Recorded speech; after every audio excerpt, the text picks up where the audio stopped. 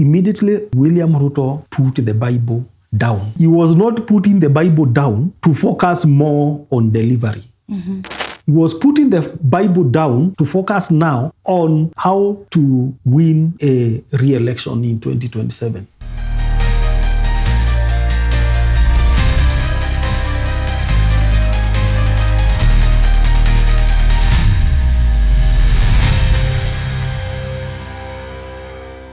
Hello and welcome to the Political Oracle, a segment of the Talkchat podcast. My name is Jasmine Mumba, and with me I have Dr. Michael Ndonye. Karibu sana daktari. Asante Jasmine. How are you doing today?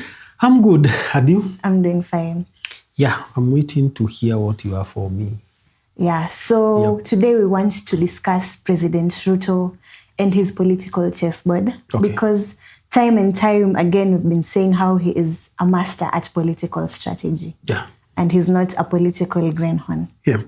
Yes. So we have seen him absorb Raila, who was the face of opposition, into government. Yep. In what ways do you think that President Ruto has used such key strategies to consolidate power since he came in 2022? It's a good question that we need to explore and let Kenyans maybe understand who President Ruto is.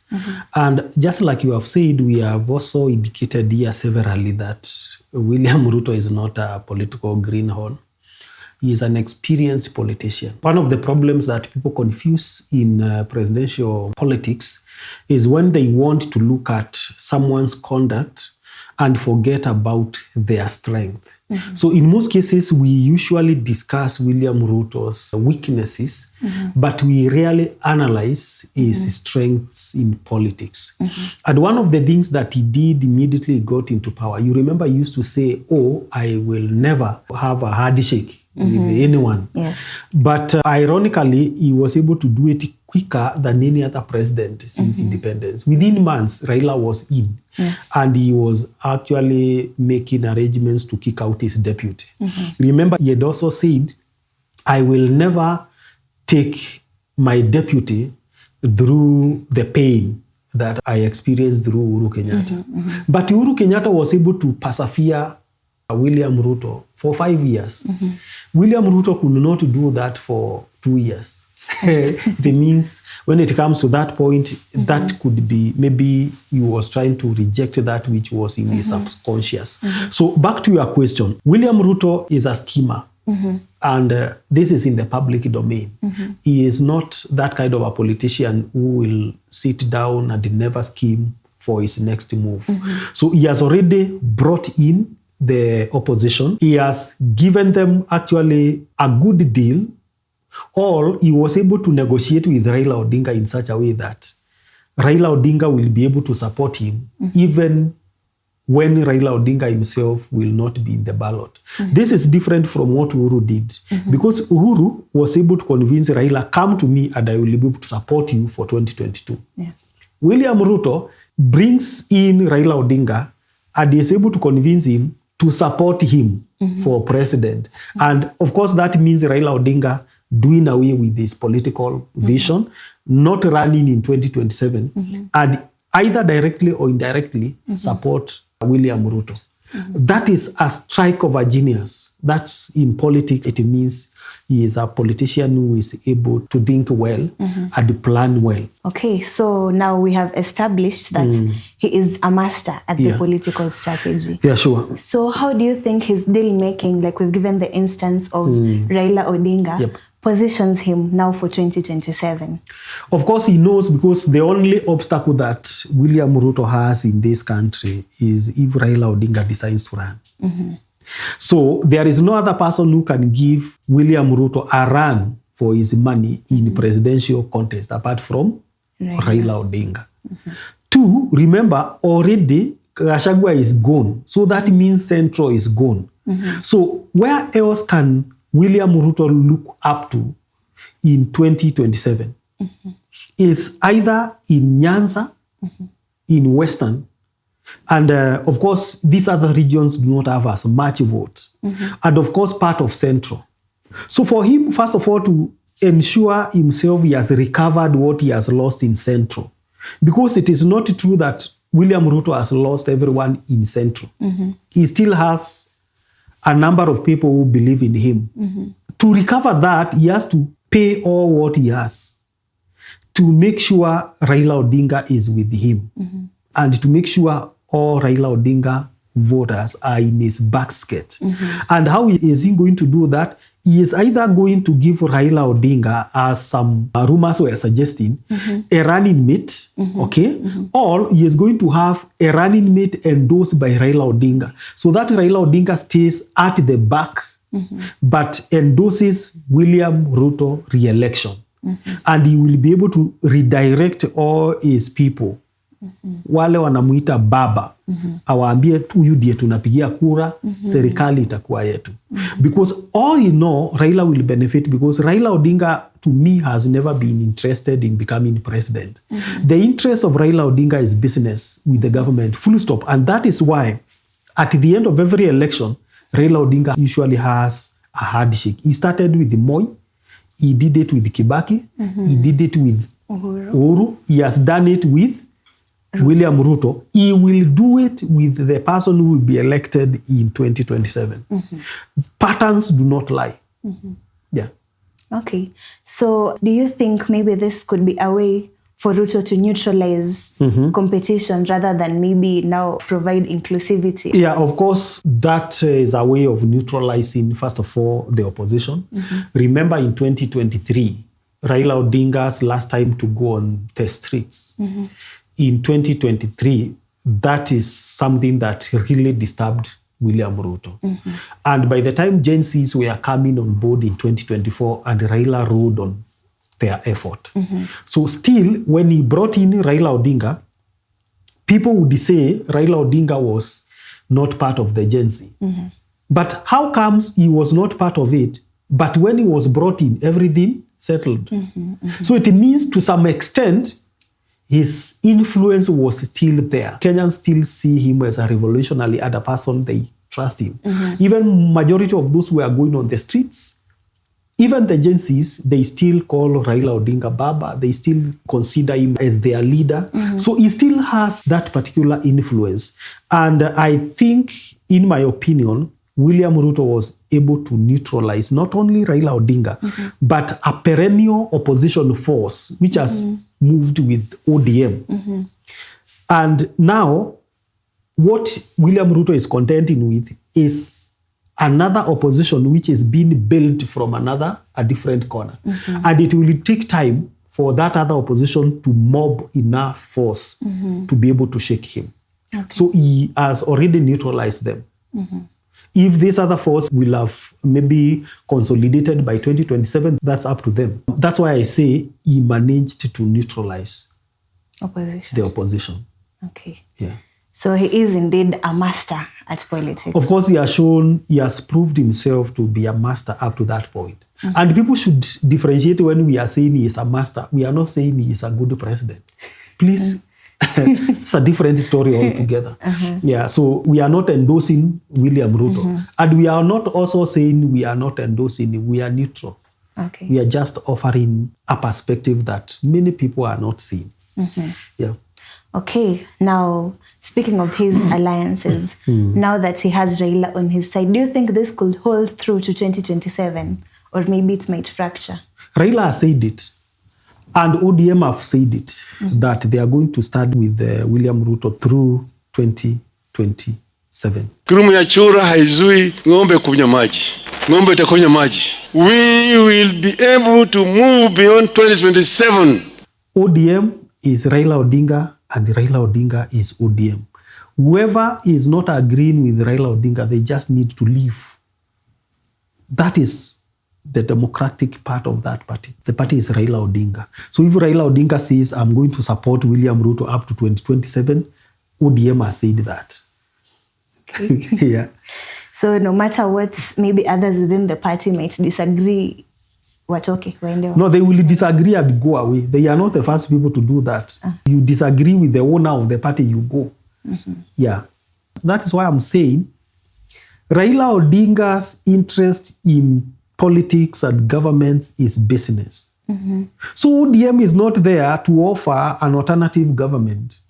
ODM is there and it has proved. And actually, through experience and patterns, I can tell you, immediately it was seized by Raila Odinga. It became his tool for negotiation to do business with the government. And that is its main agenda. And that is why if any government wins over them and the government wants to bring them on board, it is so easy to bring them on board, because now that is their hidden agenda that they don't tell us. Yeah. Okay.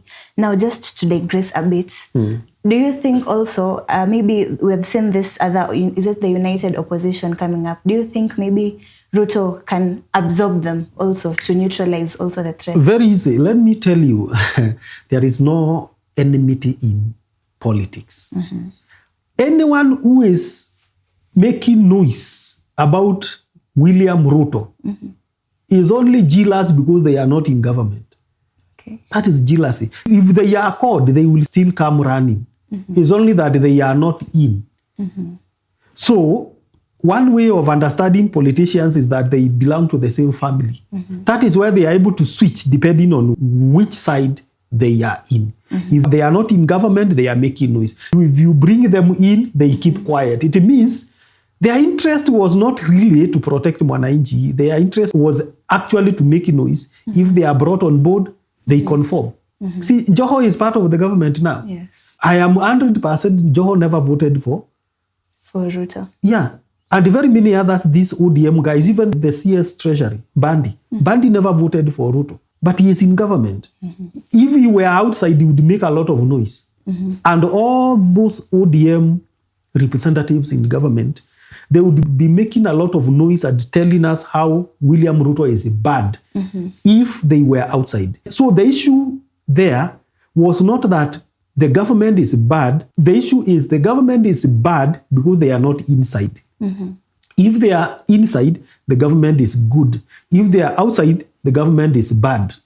That is the nature of politics. And I can tell you, if William Ruto today wakes up and say, okay, I want to constitute a broad-based government, and I want to make Kalonzo CS, I want to return Rigathi Gachagua to be deputy, they will keep quiet.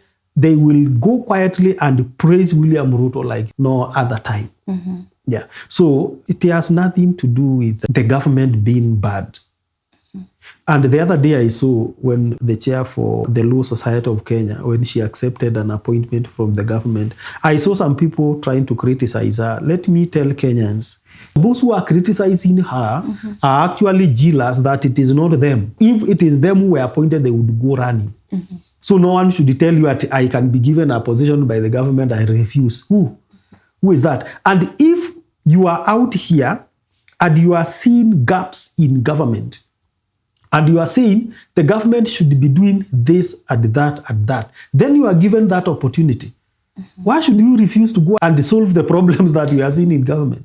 That's another perspective. So that is how politics work in this country. And not only in this country, but across civilizations. That is how politics have been working. Okay. You've mentioned Joe, and I've remembered during the finance bill, you remember the time when the violence had escalated a bit during the protest? Yes. Tunatoa a word of caution. Polisi, vijana hawa, wakiingia barabarani, nimewasikia wao wenyewe wakisema, hata nyinyi tunawatetea. So we are reminding you, tafadhali, manufaa yale ambao wanayataka yakija, itakuja kwa Wakenya wote, polisi included. Hii haitaki ODM peke yake, inataka all political parties. Watu watoke katika kivuli cha chama UDA, and therefore I must fully support the agenda of the party leader of your party. No, as a representative of the people, you must listen to the voices of the people. Do we have a position as a party, ODM? Sisi, we are vehemently going to oppose. And now he's in government. He's no longer addressing the issues. Yeah, because he was on the streets because he was not in the government. He was not on the streets because the government was not serving Mwananchi. No, it's because he was not in government. Yeah. And that is the truth. So anyone making noise is making noise because they are not in government, including myself. If they call me now, I will go there and become CS and solve the problems I'm seeing in government. Because you cannot change any administrative errors unless you are inside. You can also from outside So it becomes easier. Yes, you can make noise when you are outside, but when you are inside now, you cannot be a one term. Yeah, you cannot cry one term when you are inside the government. You must say 2 term, because 2 term means also you are 2 term. And no one is against the 2 term as long as it is their 2 term. Yeah. Okay. Even Gachagua himself, if he comes to government, if he becomes president, he will not like being a one-term president. That's the human nature. Okay. Yeah. So speaking of appointments, would you say maybe it's also part of his strategy towards 2027? Appointments of? The way you've said he gave the head of the Law Society a post when he nominated Kindiki, who is also from Central, as deputy president. So it's also part of his strategy. Of course, that is part of, he started strategizing for 2027. Immediately, William Ruto put the Bible down, like he said. He was not putting the Bible down to focus more on delivery. He was putting the Bible down to focus now on how to win a re-election in 2027. These other things are irrelevant to him. And if they are relevant, they come not as primary agenda. And that is the tragedy of African politics. We are always thinking of how we can retain power after we acquire it. That is the rule of nature. So immediately he gets in, he started now strategizing. Who is it that in this government I am not going to cross with him to the land of promise? Every president's land of promise and edict is to cross to the second term. So he started now scanning. Ni nani atutaweza kucross na yeye hapa Jordan? One of them, of course, was Gachagua. And any other allied politician. And he started finding some ways of dealing with them. Okay. And after he is done with them, of course, he will still deal with institutions which are not ready to cross with him, because he is determined to have the second term. Okay. Yeah. Okay, that's very interesting.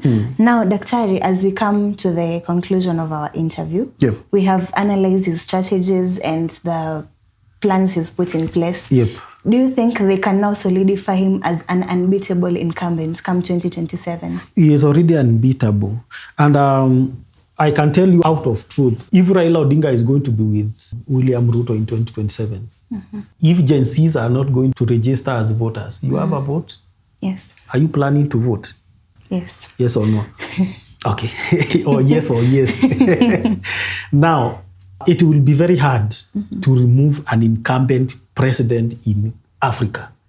In fact, that history does not have many patterns. Because William Ruto is a strong candidate when it comes to presidency. Okay. And the people we have now, they are so weak to remove him. Okay. They are so weak. So the problem is that we have a weaker alternative. Yeah. Okay.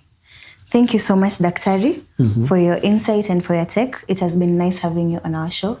To our viewers, don't forget to like and subscribe for the latest updates. I've been your host, Jasmine Mumba. Bye. See you.